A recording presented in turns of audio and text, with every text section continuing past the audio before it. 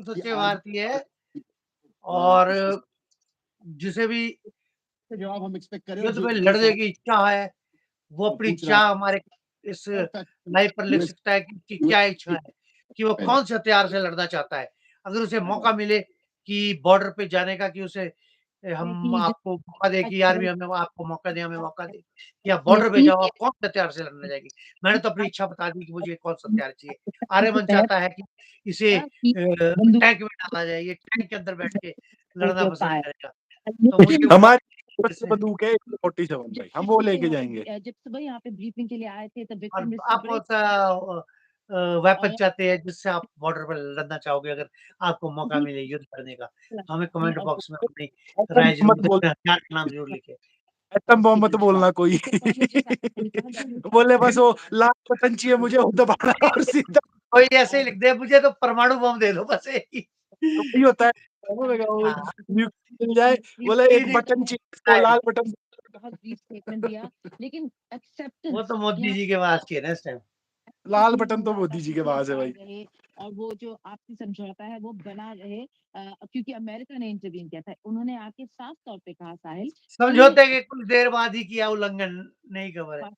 आपने पता नहीं कौन-सी खबर पढ़ ली कि गुजरात को मिला यहाँ तो अभी अभी ये थोड़ी जो देर मैं पहले अभी थोड़ी देर पहले फिर आ गया था, विराम हो गया है, सब कुछ ठीक हो गया है। अब फिर से आ गया कि उल्लंघन कर दिया है अब और। अब दे दिया ना उन्हें फिर से 4 जगह और गेड़ा।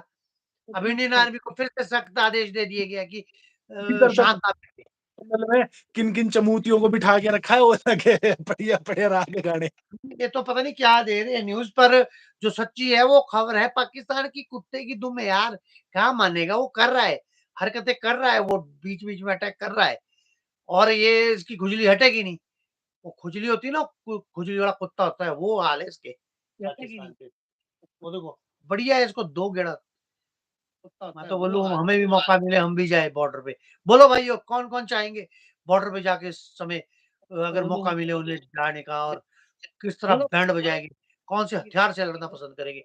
हमारे कमेंट बॉक्स में ज़रूर लिखें। जाने का और किस तरह बैंड बजाएँगे। शरीफ के साथ मार्को रूबियो की बातचीत जो आसिम मुनीर के साथ हुई साहिल वो बहुत महत्वपूर्ण थी क्योंकि उसमें ये डिस्कशन हुआ था कि आपने पाकिस्तान मुद्दा छेड़ा इसके लिए मुझे एक जल्दी से उसी पर आपको सवाल पूछना है क्योंकि बार-बार जनरल मुनीर का नाम यहाँ पर बीच में आता है और पाकिस्तान की चाचा सेना की की आवाज़ तरफ लग रही है हमारे मंत्री जी नहीं एक, कौन से वाला? तरफ से पाकिस्तान में उनकी कोई भी ज़रूर प्रेस है। है ना?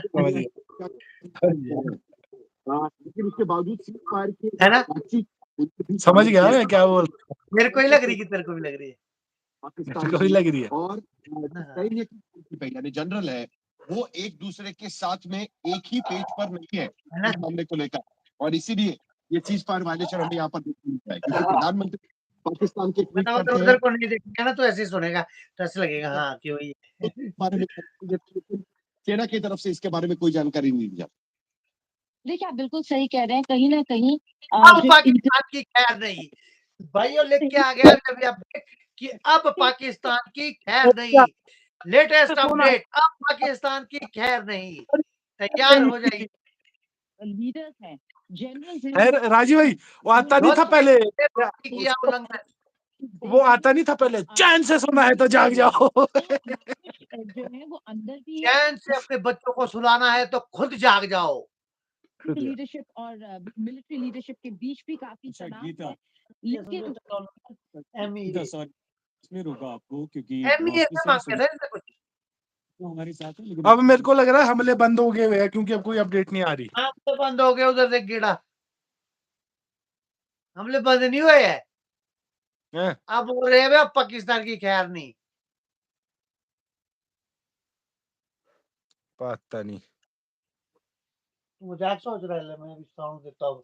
अब तेरे वाली होगी मेरे वाली चलाता हूँ जरा साउंड।